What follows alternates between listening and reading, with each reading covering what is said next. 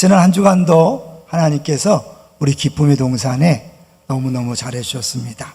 우리 지난주에 이제 금토에 걸쳐서 유년부 성경학교가 1박 2일로, 유치부 성경학교는 이제 어제와 오늘에 걸쳐서 진행되는데요. 유년부 성경학교는 참 공교롭게도 아이들 24명, 섬기는 선생님들 24명에서 48명이 갔는데요. 또 그 파주 기쁨의 동산교회에서 진행하다 보니까 그 파주 기쁨의 동산교회 아이들도 같이 참여해서 했다고 합니다. 잘 마치고 올 수 있도록 기도해 주셔서 감사하고, 유치부는 아이들이 25명, 또 섬김이가 31명 함께 했는데요. 그중에 4명이 새 가족이라고 합니다. 은혜 가운데 잘 진행돼서 감사하고요. 이번 주에 오늘까지 진행되는 유치부를 위해서, 또 주말에 진행될 초등부와 중등부를 위해서도 계속해서 기도해 주시면 감사하겠습니다. 책세요 2주차가 잘 진행됐는데요. 금요중보 찬양단이 월화수를 섬겨주셨고, 중등부 교사와 학생이 목금토를 섬겨주셨어요. 큰 은혜가 있었고요. 이제 돌아오는 셋째 주는 박성식 강사님이 강사니까 우리 고등부하고 나눔 교구가 함께 기도하는 기회로 삼으시면 감사하겠습니다. 세 번째로는 제가 너무 좋아서 몇 번 말씀드렸는데요. 양육 28기 애프터 모임이 지난주 주일 오후에 모였어요. 근데 2명 빼고 다 모였어요. 역사상 그렇게 많이 모인 적은 없어요. 2명 빼고 다 모였고, 카페를 통째로 빌려서 마음껏 나눔을 했는데, 나눔하는 내용을 들어보니까 정말 큰 은혜가 있었구나, 그런 생각이 들었어요. 우리 교회에 여러분이 오신 가장 큰 목적 중에 하나는 양육을 받게 하려고 주님이 보내신 거예요. 절대 늦지 마시고 오늘부터 신청을 받으니까요, 양육을 받으시고 하나님이 허락하신 풍성한 삶을 누리시기를 바랍니다. 더 미루지 마세요. 오늘 제목을 같이 보도록 하겠습니다. 오늘 제목이 뭡니까? 들으심, 히스기야 응답인데, 성경 설교를 자세히 들은 분들은 언제 한번 들은 것 같다, 이런 생각이 들 거예요. 정확히 3달 전에 4월 24일 날, 꼭 오늘 24일이니까 꼭 3달 전에 열왕기 하 본문을 가지고 히스기야에 대해서 했어요. 그때 제목이 뭘까요? 들으시는 하나님. 오늘 제목은 들으심이에요. 차이가 뭘까요? 그때는 하나님이 다 들으신다. 그래서 그림 준비했잖아요. 낱말은 새가 듣고 반말은 쥐가 듣는다. 그림 준비했는데, 그때는 하나님이 우리의 기도를 들으실 뿐만 아니라 그 하나님을 반대하는 세력들의 오만한 소리, 교만한 소리도 다 듣는다. 그래서 하나님께서 때가 되면 반드시 그들을 무찌르신다, 그런 내용이었어요. 오늘은 들으심이란 제목으로 하나님이 우리의 기도를 들으시는 것에 집중해 보려고 합니다. 그 성경에 보면 하나님이 사람의 말을 듣고 우주를 통째로 움직이신 사건이 2번 나와요. 한 번은 오늘 본문이고, 또 한 번은 어디죠? 여호수아서에 나오죠. 여호수아서 10장 14절에 보면 이런 기록이 있어요. 여호와께서 사람의 목소리를 들으신 이 같은 날은 전에도 없었고 후에도 없었나니. 기억하시나요? 가나안 정복을 위해 전투하다가 해가 지면 적들을 다 물리칠 수 없으니까 여호수아가 선포한 거죠. 해야 머물러라, 달아 머물러라. 그래서 거의 하루 종일 해가 머물러서 그 적들을 다 물리쳤다는 내용이 나오죠. 그때 그날은 하나님께서 이스라엘을 위해서 그렇게 했다고 얘기해요. 그런데 오늘 본문은 하나님께서 히스기야를 위해서 해가 뒤로 간 거예요. 뒤로. 뻥 같죠? 근데 성경의 내용은 진짜예요. 그래서 오늘 본문을 같이 이렇게 묵상하고 준비하면서 그런 기대감이 있었어요. 많은 분들이 지금 암으로, 질병으로, 경제적인 문제로 어려움을 당하는데, 하나님이 히스기야에게 행하신 그 어마어마한 기적을 우리 성도들 가운데도 행하실 것을 믿음으로 위로가 되었으면 좋겠다. 그런 마음이 있었어요. 2부 때 큰 은혜가 있어서 너무 기대하면 또 3부 때 안 그렇더라고, 또 이상하게. 2부 때 은혜가 돼서 막 신나서 하면 3부 때는 또 분위기가 달라서 저 그런 면이 있는데, 그렇지만 하나님께서 일하실 것을 기대합니다. 먼저 여러분, 기도는 뭐라고 생각하세요? 기도는 E.M. 바운즈라는 분이 이렇게 정의를 내렸어요. 기도는 아버지의 도움을 구하기 위해 내민 자녀의 손이다. 들으시고 느끼시고 해결해 주시는 아버지의 귀에, 아버지의 심장에, 아버지의 능력에 부르짖는 자녀들의 울부짖음이다. 들으시고 느끼시고 해결해 주시는 아버지의 귀에, 아버지의 심장에, 아버지의 능력에 부르짖는 자녀들의 울부짖음이다. 오늘 히스기야의 기도가 이것을 너무 분명하게 보여주고 있습니다. 특별히 저는요, 말씀을 묵상하다가 더 감동받은 게 뭐냐면, 그 여호수아 때는 온 나라를 위해서 하나님이 우주를 이렇게 조정했다면, 오늘 본문을 보면 히스기야 한 사람을 위해서, 물론 이제 주님은 전 세계를 다 하지만 한 사람을 위해서 해가 뒤로 물러가는 징조를 보였다는 거예요. 잠깐 볼까요? 38장 7절을 보십시오. 우리 읽지 않은 본문인데 7절을 보시면 시작. 이는 여호와께로 말미암는 너를 위한 징조이니 곧 여호와께서 하신 말씀을 그가 이루신다는 증거이니라. 너를 위한 징조다. 히스기야 한 사람을 위해서 이런 징조를 했는데, 이 징조는 해가 뒤로 물러가는, 한 사람에게 확신을 주기 위해서 온 우주를 움직이신 하나님이 우리의 아버지, 우리 하나님이신 줄 믿습니다. 네, 그렇기 때문에 여러분을 위해서 하나님은 무슨 일이든 하는 거예요. 근데 오늘 본문은요, 여러 가지 면에서 논란의 소지가 있을 정도로 이상한 부분이 많이 있어요. 가장 먼저 이상한 게 뭘까요? 첫 번째로 하나님이 히스기야에게 넌 죽었어, 이제 유언하고 정리해, 하나님 뜻이잖아요. 근데 하나님이 그렇게 말한 다음에 얼마 지나지 않아서 히스기야를 살려주십니다. 이게 이상한 거예요. 우리는 하나님 뜻대로 구하면 응답된다고 배웠잖아요. 그러면 결국 하나님 뜻이 죽는 거면 아무리 기도해도 소용없는 거잖아요. 근데 하나님은 히스기야에게 분명히 죽는다고 말했는데 그 히스기야의 기도를 들으시고 살려주셨어요. 우리 기도의 패러다임을 바꿔주고 있는 거죠. 두 번째로는 이 금방 살려줄 거를 왜 죽는다고 선포했을까? 여기에는 하나님이 히스기야를 죽는다고 선포한 것은 죽이려고 하는 게 아니라 또 다른 계획이 있었다는 것을 우리에게 보여주고 있는 거죠.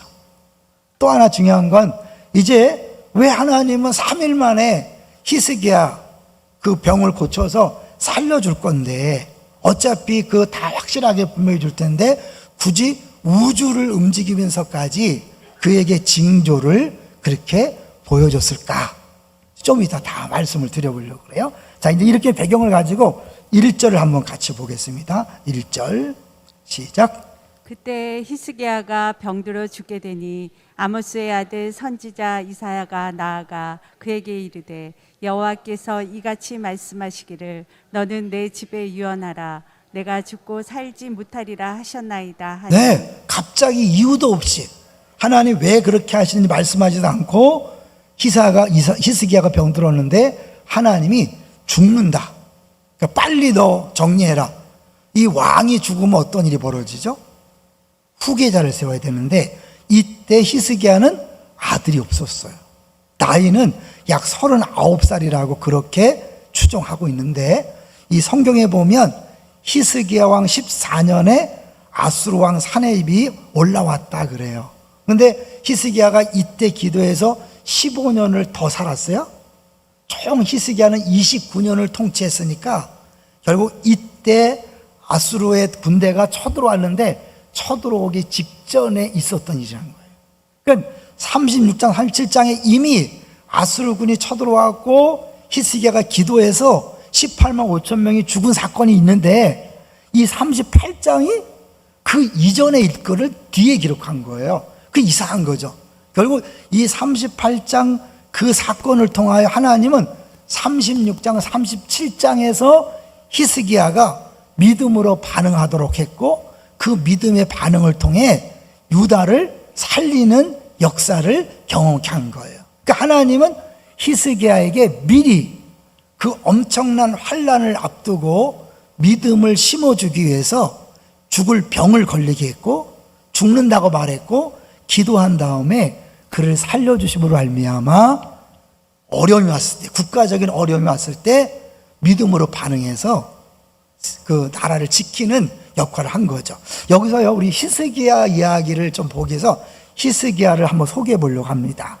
히스기야, 우리 4번을 보여주세요. 먼저 오기 나 이거 보겠습니다. 히스기야 열왕기하 18장에 보면 아주 그 어느 왕보다도 신앙생활을 잘했어요.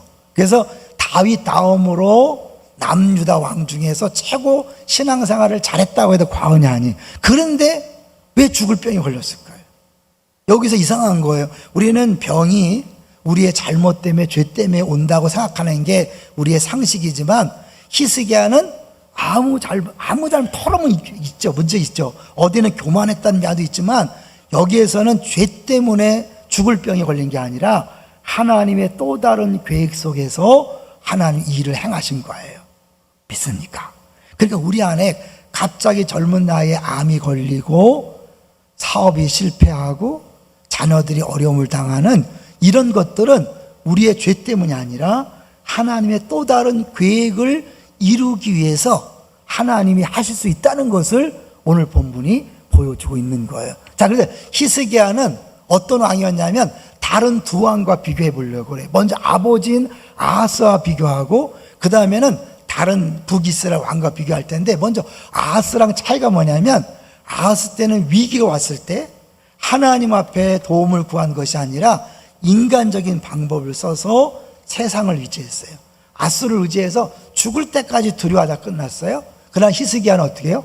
하나님 앞에 나아가 기도했고 정면으로 승부를 벌려서 18만 5천 명이 죽는 기적을 체험하고 아수를 완전히 쇠퇴하게 만드는 그 일을 한 거죠. 그래서 하나님이 특별히 오늘 본문을 통해서 우리가 주고자 하는 메시지가 있는 거예요. 자, 그 다음에 하나 더 볼게요. 히스기야와 아하시야 왕은 똑같이 병들어 죽게 되었을 때 죽는다는 말을 들었을 때 아하시야는 이방 나라 다른 나라 바알세불에게 죽느냐 사느냐를 물어보러 간 거예요. 결국 죽었어요. 그런데 히스기야는 이 죽을 병에 걸렸을 때 하나님이 산다고 말해주지도 않고 치유될 가능성이 없음에도 불구하고 하나님 앞에 기도했고 어마어마한 응답을 받은 거죠. 어떤 응답을 받았나요? 한번 보겠습니다. 자, 기도를 들었다. 우리 5절을 먼저 보겠습니다. 5절 38편 5절 시작. 너는 가서 히스기야에게 이르기를 내 조상 다윗의 하나님 여호와께서 이같이 말씀하시기를 내가 내 기도를 들었고 내 눈물을 보았노라. 내가 내 수안에 15년을 더하고 15년을 더 연장시킬 뿐만 아니라 6절을 보십시오. 6절 시작. 너와 이 성을 아스루 왕의 손에서 건져내겠고 내가 또 이 성을 보호하리라. 하나님이 개인의 건강뿐만 아니라 나라를 지켜주겠다고 약속을 한 거예요. 그러니까 완벽한 응답을 주신 거죠. 자, 그런데 정말 여러분은 기도하면 병이 나는다고 믿습니까?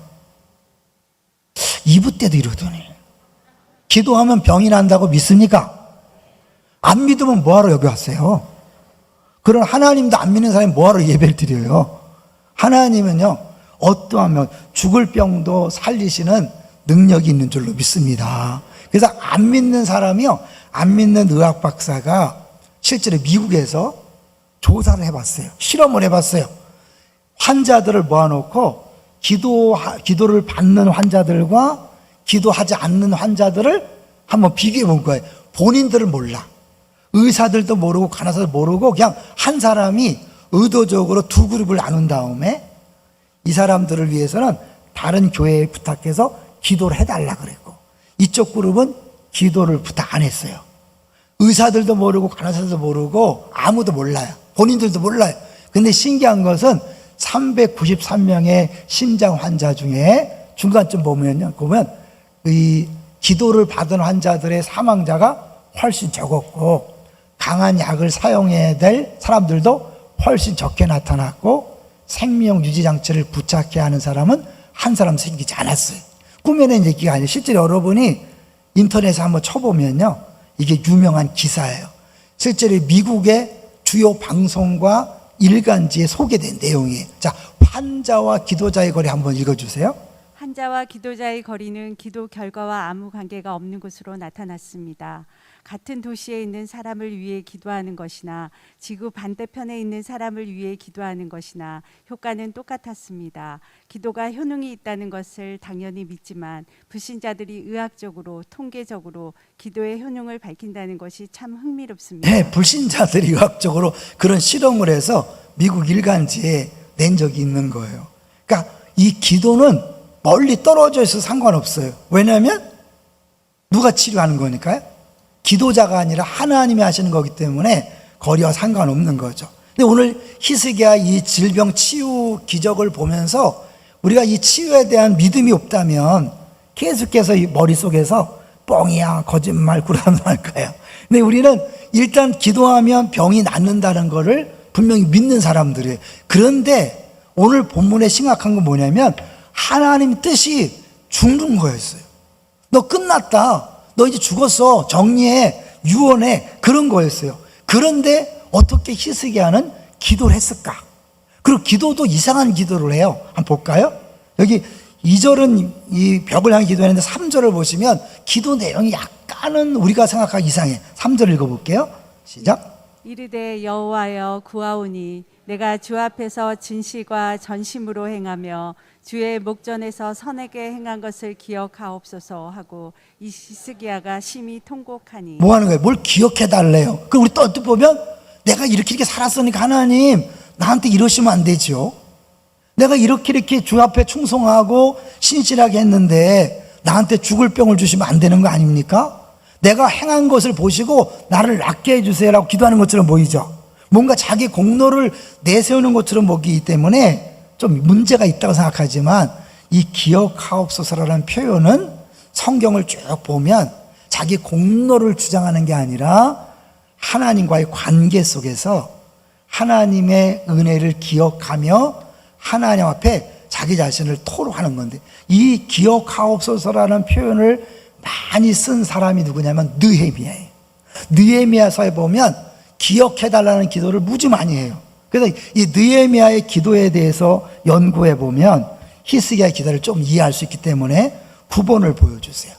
느헤미야서를 나중에 천천히 읽어보세요. 굉장히 많이 기억하옵소서 기도를 해요. 자, 같이 읽어보겠습니다. 시작. 느헤미야의 기도는 또한 역사를 주관하시며 인생을 이끄시는 하나님의 주권에 대한 고백이기도 합니다. 내가 행한 선한 일들을 기억해 달라는 그의 기도는 주님이 붙들어 주셔서 여기까지 왔습니다. 주께서 허락하셨기에 여기까지 올 수 있었습니다라는 고백이기도 한 것입니다. 느헤미야는 하나님의 나라를 섬길 기회가 주어졌을 때 망설이지 않았습니다. 하나님께 쓰임받는 삶의 영광을 놓치지 않았습니다. 그의 기도는 자신이 걸어온 모든 여정이 주님 때문에 시작한 것이라고, 주께서 도와주셨기에 이루어진 것이라고 회고하는 고백인 것입니다. 그러니까 하나님 앞에 기억해달라 해갖고 나의 공로를 주장하는 게 아니라 여기까지 인도하신 주님 은혜에 감사하면서 하나님이 여기까지 나를 인도하셨고 내가 지금 있는 게 주의 은혜인데 하나님 이거는 무슨 일입니까? 라고 하나님 앞에 하소연한다고 할 수 있겠지요. 그냥 울은 거예요. 여기 보면 2절에 얼굴을 벽으로 향하고 여호와께 기도했다. 왜 벽을 향해서 기도했을까요? 세상 모든 도움과 의지할 걸 다 버려두고 오직 하나님만 의지한다는 거죠. 여러분이 어려움을 당할 때 세상 의지하거나 사람 찾아가지 말라 그랬죠. 하나님 앞에 기도하러 나오시기를 주의 이름으로 축원합니다. 그런 의미에서 이 사람을 의지하는 것이 얼마나 위험한지를 주병진 씨 혹시 기억하세요? 이 주병진 씨가 예수를 안 믿을 때 엄청난 사건을 경험합니다. 그러다가 믿는 사람들의 도움을 받아서 기도하고 그리고 해결받았던 적이 있어요. 주병진이 누군가 젊은 사람 잘 모르죠? 오늘날 유재석이라고 보면 된다고 이렇게 얘기하더라고요. 자, 주병진 얘기를 한번 보겠습니다. 이건 국민일보의 나온 이야기예요. 역경의 열매, 그 이재만 그 변호사의 간증 중에 나오는 건데, 이 주병진 씨가 돈을 잘 벌었어요. 그런데 어느 날 여대생을 성폭했다는 그런 뉴스가 나온 거예요. 이 세상이 발칵 뒤집어졌죠. 그 다음 보여주세요. 그 주병진 씨가 이제 1심에서 완전히 이제 형이 확정되고 2심 재판을 준비해달라고 이제 이 변호사를 찾아온 거예요. 이분이 기도하면서 준비한다고 하니까, 그때 이성미 아시죠? 개그맨 이성미나 주변의 크리스찬 동료들이 이 주병진 씨를 위해서 기도를 시작했어요. 그리고 이제 이 예수 믿는 변호사가 이 일을 위해서 애를 쓰는데, 문제는 주병진 씨가 자기가 안 했음에도 불구하고 자꾸 소문이 퍼지면서 회사가 어렵게 될까봐 인간적인 방법을 쓴 거예요. 그건 뭐냐면 1심의 피해자라고 주장하는 자해 공갈단들에게 합의금 2억 원을 지급한 거예요. 자기가 안 했음에도 불구하고 이 2억 원을 합의금으로 지급한 것이 딱 발목이 잡혀갖고 꼼짝 못하게 된 거예요. 더구나 이 가해자 공단은 3명이 입을 맞췄기 때문에 아무래도 빠져나갈 구멍이 없는 거예요. 그 중에 기도를 계속 한 거죠. 변호사가 여러 증거를 수집했지만 허위 진술을 깨뜨릴 결정적 증거는 나오지 않았어요. 주병진 씨를 위해 크리스찬 동료들이 수시로 모여 기도했고, 이 변호사의 아내는 주병진 씨에게 나무 십자가를 주면서 기도하라고. 그러니까 그 주병진 씨가 부족을 버리고 나무 십자가를 가지고 다닌 거죠. 이제 급하니까. 근데 이제 계속 기도하는 중에 어느 날 박미선 씨 아시죠? 김자옥 돌아가셨지만 이분들이 다 예수 믿는 사람들인데, 주병진 씨를 위해 기도하다가 갑자기 교회 가야겠다, 교회 가서 기도하자 그러고 이 충신교회를 갔는데 마침 교회가 문이 닫혔더래요. 그래서 그 교회 철책, 그 철문을 붙잡고 막 기도하는데, 갑자기 주병진 씨가 믿음도 없는 사람이 바닥에 무릎을 꿇고 막 통곡하면서 그렇게 회개했다는 거죠. 이 얘기를 전해 들은 변호사가 하나님 일하시겠다라고 생각을 한 거예요.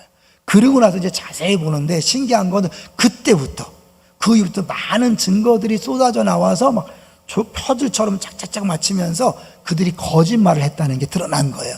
그리고 합의금 2억을 두고도 분열이 일어났고 증언을 번복하면서 스스로 거짓말임이 폭로하게 된 거죠. 그래서 2심에서 무죄 판결, 또 대법원에서 무죄 판결을 받아서 자유케 됐다는 이야기죠. 여기 주병진 씨가 보여주는 게 뭐예요? 어려움을 당했을 때 인간적인 방법을 해결하려고 합의금을 준 것이 결정적인 올무가 된 거죠. 우리가 어려울 때 내 방법과 머리를, 사람을 찾아가지 마시고 주 앞에 나와서 기도하시기를 주의 이름으로 축원합니다. 이 담임 목사가 보기에 분명히 기도할 상황인데 기도 안 하시는 분들이 있어요. 여러분, 다른 사람 의지하지 마세요. 다른 해결책을 구하지 말고 교회 나오셔요. 특히 한몸 기도회 때 나오셔요. 기도가 안 나오면 누워 계셔요. 그리고 우세요. 주 앞에 펑펑 우세요. 하나님 우리의 눈물을 외면하지 않으셔요. 다시 한번 5절을 보시면 히스기야에게 이르기를 뭐라고 하냐면 내 조상 다윗의 하나님 그랬죠. 왜 하필이면 다윗을 이야기할까요? 다윗. 아까 얘기했지만 히스기야 왕이 너 죽는다고 할 때 39살인데 애가 없어요. 근데 다윗 언약은 뭐죠?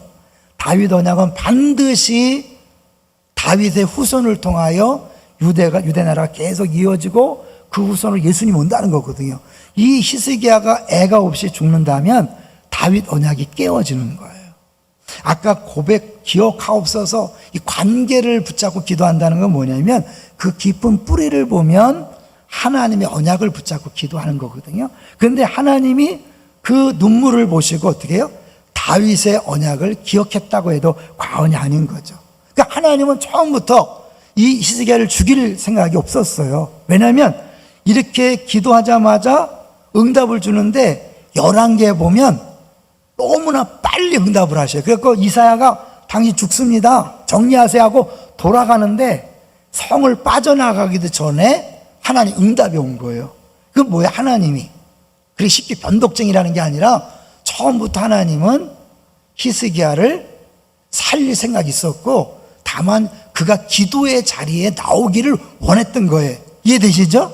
여러분에게 고난이 오고 아픔이 온 것은 고통을 주려는 것이 아니라 하나님의 또 다른 계획, 더 큰 목적을 이루기 위해서 주셨다는 사실을 잊지 마시기를 주의 이름으로 축원합니다. 그렇게 확신할 수 있는 근거가 뭐냐면 17절이에요. 이가 병이 난 다음에 자기가 어떻게 기도했고 어떻게 깨달았는지를 이제 고백하는 게 17절인데 한번 보겠습니다. 17절 시작. 보옵소서 내게 큰 고통을 더하신 것은 내게 평안을 주려 하심이라. 주께서 내 영혼을 사랑하사 멸망을 구덩이에게 건지셨고 내 모든 죄를 주의 등 뒤에 던지셨나이다. 고통을 더하신 이유가 뭐라고요? 평안을 주려 하십니다. 하나님은 너 죽어 그 말을 듣고 기도하게 하셔서 15년을 연장시킬 뿐만 아니라 나라를 지켜주겠다고 약속하는 거예요. 나라를 지켜주겠다고. 그러니까 결국 하나님은 그 고난을 통해서 더 큰 일을 하시는 거기 때문에 우리가 하나님을 믿되 하나님은 실수하지도 우리를 실망시키지도 않고 실패하지도 않는다는 것을 여러분 믿으셔야 되는 거죠. 그런 의미에서 우리 최용덕 씨가 만든 찬양을 한번 같이 보려고 그래요. 하나님 한 번도 나를 아시죠? 하나님 한 번도 나를 실망시킨 적 없으시고. 이동원 목사님은 처음 이 복음성을 접하면서 말도 안 된다고 생각해요. 나도 목사지만 나 수없이 불평했다. 하나님 왜 이러시냐고 원망했다. 근데 어떻게 한 번도 실망시키지 않는다고 고백하냐? 이 사람은 고난을 모르는 사람이다 라고 생각했대요. 알고 봤더니 이 최용덕 씨가 보통 고난이 많았던 게 아니에요. 그 중에 하나, 그 딸이 일찍 죽었어요. 이 지나온 모든 세월들 속에서는 6년간의 시간도 포함되어 있다. 딸이 로아라는 아이인데 뇌종양으로 고생하다가 결국 16살 때 죽고 말았어요. 그 모든 상황들을 다 경험하면서 최용동 씨의 고백은 뭐냐면 하나님 한 번도 나를 실망시킨 적 없으시다. 어디서 왔을까요? 하나님께서 그에게 이런 고난 속에 특별한 은혜를 깨닫게 하신 거죠. 그래서 최용동 씨는 이것뿐만 아니라 하나님은 실수하지 않으신다는 노래를 지었어요. 근데 이거는 자기가 작사한 게 아니라 외국 사람이 지은 시를 거기다 곡을 붙인 거예요. 그 가사 한번 잠깐 볼까요? 내가 걷는 이 길이 혹 굽어도는 수가 있어도 내 심장이 울렁이고 가슴 아파도 내 마음속으로 여전히 기뻐하는 까닭은 다 같이 하나님은 실수하지 않으심일세. 계속해서 내가 세운 계획이 혹 빗나갈지 모르며 나의 희망 덧없이 덧없이 쓰러질 수 있지만 계속 나 여전히 인도하시는 주님을 신뢰하는 까닭은 주께서 내가 가야 할 길을 잘 아심일세. 우리 팀켈러 목사님이 최장암 사기지만 주님이 지혜로우십니다 선언했다 그랬죠. 어두운 밤 어둠이 깊어 날이 다시는 밝지 않을 것 같아 보여도 내 신앙 부여잡고 주님께 모든 것 맡기리니 하나님을 내가 믿음일세. 여러분 어떤 하나님을 믿나요? 나의 아버지시고 나를 위해 아들도 아끼지 않으신 것을 믿을 때 어떤 상황에서 절망하지 않는 거죠. 또 읽어보겠습니다. 시작. 지금은 내가 볼 수 없는 것 너무 많아서 너무 멀리 가물가물 어른거려도 운명이여 오라 나 두려워 아니하리 만사를 주님께 내어 맡기리. 이렇게 가사에서 또 어떤 사람이 왜 기독교인이 운명이란 단어를 쓰냐. 근데 자기가 안 고쳤대. 왜냐하면 이 운명이란 단어를 바꿀 가사가 생각이 안 나더래. 우리가 보통 어쩔 수 없는 운명이야. 또 다른 숙명론에 빠질 경우가 있어요. 하나님이 정하셨으면 어쩔 수 없지. 그런데 오늘 본문에서는 뭐예요? 하나님이 죽는다고 선포했고 그것도 분명하게 선지자를 통해 말씀했지만 하나님 그것을 뒤집으시는 분이라는 거죠. 그러고 보면 하나님은요 요나에게 니느웨에 가서 복음을 선포해라. 그들을 심판할 작정이셨지만 요나의 말씀을 듣고 회개했을 때 살려줬어요. 기억나시죠? 아합이 너무 잘못하니까 하나님 너 죽일 거야. 근데 막 눈물을 흘리고 슬퍼하니까 하나님 그를 살려주셨어요. 결국 이스기야를 통해서 하나님이 하시고자 하시는 메시지는 뭐냐면 이사야에 수없이 기록된 열방에 대한 심판도 절대 변하지 않는 것이 아니라 회개하면, 돌이키면 하나님이 변개시킬 수 있다, 이걸 보여주는 거예요. 그래서 이사야 66장 중에 36장부터 39장까지가 핵심이에요. 제일 가운데 히스기야 역사적 기록을 통해 하나님이 어떤 분인가를 메시지를 보여주는 거예요. 아무리 심판을 선포했어도, 결정했어도 하나님은 눈물로 기도하는 성도들의 기도를 들으시고 얼마든지 바꿀 수 있다는 것을 우리에게 보여주고 있는 거죠. 믿습니까? 그런 차원에서 우리 7번을 보여주시면, 이 히스기야의 기도가 뭐냐? 기도니 낫게 해줬다고 약속을 믿고 한 게 아니잖아요. 나을 가능성이 있어서 기도한 게 아니에요. 한번 읽어주세요. 기도하며 나을 수 있다는 말이 아닙니다. 하나님이 어쩌면 살려주실 수 있다는 말도 아닙니다. 이미 끝났다는 것입니다. 더 이상 살 수 없으니 유언이나 남기라는 것입니다. 그런데 이 말을 하나님의 사람인 이사야가 하나님의 말씀으로 이야기했습니다. 이것이 우리가 겪는 시험의 아주 중요한 포인트입니다. 잠깐만, 시험 포인트. 지금 하나님의 사자가 나타나 당신 죽습니다, 이렇게 말을 지금 못해요. 그죠? 잘 하지 않으시고, 여기서 명기라고 소문난 큰 종합병원의 의사가 당신 가망 없습니다, 죽습니다. 그럴 때를 어떡하겠어요? 끝났구나, 막 살자, 그런 게 아니라 그런 상황과 똑같은 상황이라는 거죠. 자, 계속 읽어보겠습니다. 시작. 이것은 마음이 하나님에게 닫힐 수밖에 없는 절망적인 순간이 됩니다. 하지만 하지만 히스기야는 이때 하나님께로 달려갑니다. 가서 기도하기 시작한 것입니다. 기도하면 어떻게든 고쳐주실 수 있을 나는 거라는 기대가 있어서 간 것이 아니라 너무 절망적이고 어려우니까 그냥 달려간 거예요. 낫는다는 약속이 아니에요. 나을 가능성이 아니에요. 그냥 본능적으로 고난이 왔을 때 하나님 앞에 달려가는 것, 이것이 기독교인의 모습인 거예요. 그거 한번 보여주세요. 바로 이런 신앙이 무서운 신앙입니다. 계속해서 계산하고, 시작. 계산하고 판단하고 요리조리 재는 신앙보다 마치 이런 본능과도 같은 신앙이야말로 정말 놀라운 신앙, 세상이 감당할 수 없는 믿음입니다.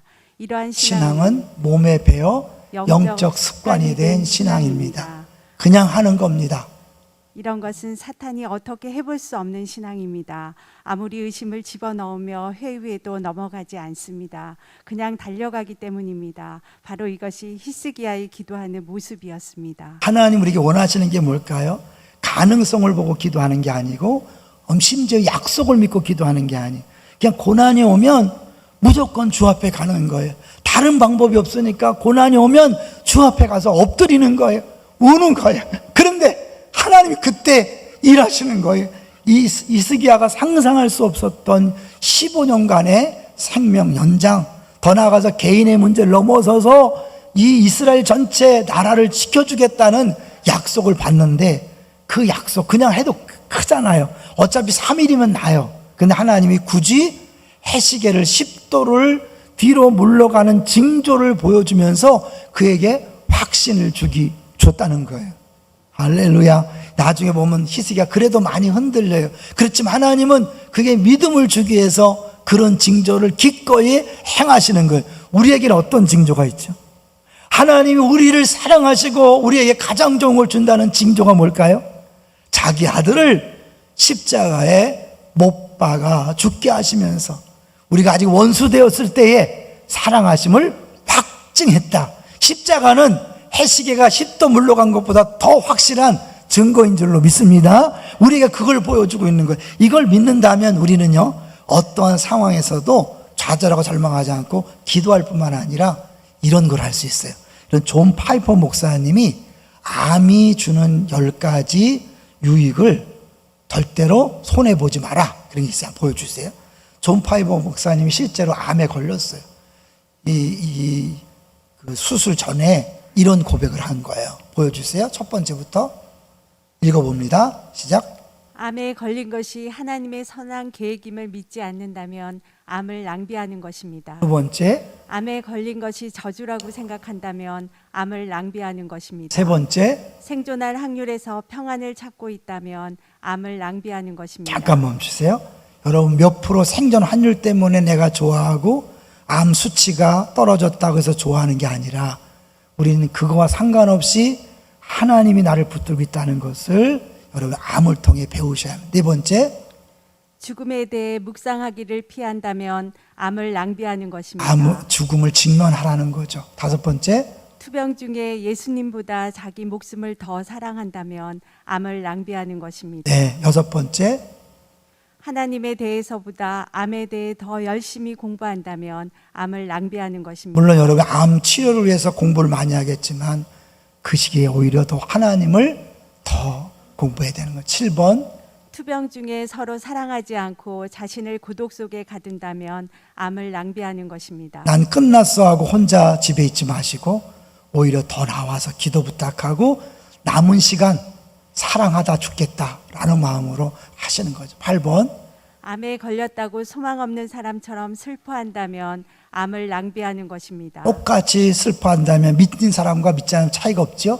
우리는 암에도 불구하고 기뻐하는 모습을 보여주면 다른 것으로 영광이 아니라 최고 영광을 돌릴 수 있는 거죠. 9번째, 암에 걸린 후에도 죄에 대해 무감각하다면 암을 낭비하는 것입니다. 철저히 죄를 제거하는 기회를 삼으시고 10번째, 암을 통해 예수님의 영광을 증거하지 않는다면 암을 낭비하는 것입니다. 네, 암은 여러분의 잘못 때문에 온 것이 아니고 여러분에게 특별한 이유가 있어서가 아니라 하나님의 또 다른 계획을 이루시기 위해서 히스기야에게는 한 나라를 맡긴 왕으로서 단순히 그의 질병 치유가 아니라 그에게 믿음을 줌으로 말미암아 아수르가 쳐들어왔을 때 세상을 의지하는 것이 아니라 믿음으로 주 앞에 나와 기도함으로 18만 5천 명을 죽일 그런 믿음의 주인공을 만들기 위해서 그에게 먼저 죽을 병이 필요했다.